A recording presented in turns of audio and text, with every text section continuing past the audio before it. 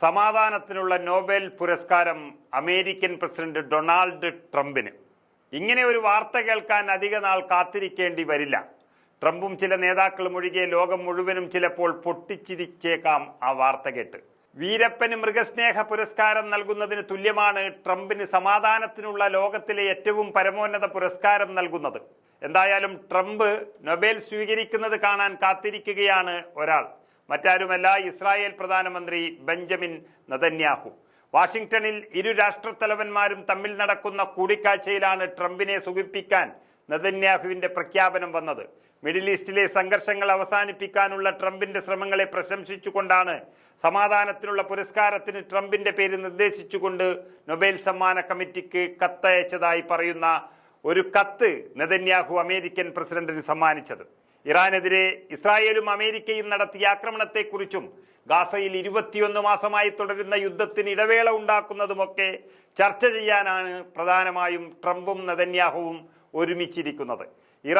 Israel വെടിനിർത്തൽ ഉണ്ടായതും ഗാസയിൽ വെടിനിർത്തൽ കരാർ ഉണ്ടാക്കാൻ പോകുന്നതും താനാണെന്നാണ് ട്രംപ് വാദിച്ചുകൊണ്ടിരിക്കുന്നത്. അതേസമയം ഇസ്രായേൽ പ്രതിരോധ മന്ത്രി ഇസ്രായേൽ കാറ്റ്സിന്റെ ഗാസ കുടിയൊഴിപ്പിക്കൽ പദ്ധതിയുമായി ബന്ധപ്പെട്ട ചോദ്യങ്ങൾ ട്രംപിനും നെതന്യാഹുവിനും നേരിടേണ്ടി വന്നത് തിരിച്ചടിയായി.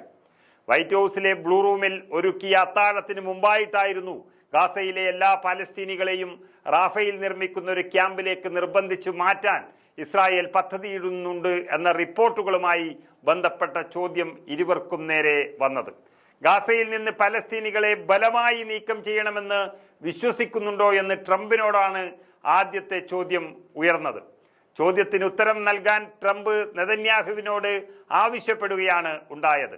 വാഷിംഗ്ടൺ കൂടിക്കാഴ്ചയിൽ നെതന്യാഹുവിനെ കൊണ്ട് വെടിനിർത്തലിന് സമ്മതിപ്പിക്കാമെന്ന വിശ്വാസത്തിലാണ് ട്രംപ് ഉള്ളത്. കഴിഞ്ഞ 21 മാസത്തിലേറെയായി 60,000-നടുത്ത് മനുഷ്യരാണ് പലസ്തീനിൽ കൊല്ലപ്പെട്ടത്. 60 ദിവസത്തെ വെടിനിർത്തലിന് ഇസ്രായേൽ സമ്മതിച്ചതായാണ് ട്രംപ് കഴിഞ്ഞ ദിവസം പറഞ്ഞത്. ഹമാസും ഇക്കാര്യത്തിൽ അനുകൂലമായാണ് നിലപാടെടുത്തത്.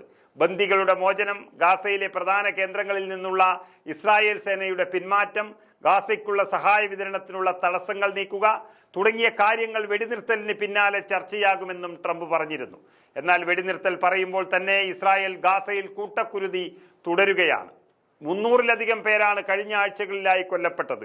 പലപ്പോഴും ഈ സംഘർഷങ്ങൾക്ക് വഴിമരുന്നതിന് മുന്നിൽ നിന്ന വ്യക്തിയാണ് ട്രംപ്. അതിനുള്ള നന്ദി സൂചകമായിട്ടാണോ നൊബേലിന് ഇസ്രായേൽ ശുപാർശ ചെയ്തതെന്ന് ആരെങ്കിലും ചോദിച്ചാൽ അവരെ തെറ്റുപറയാനും സാധിക്കില്ല.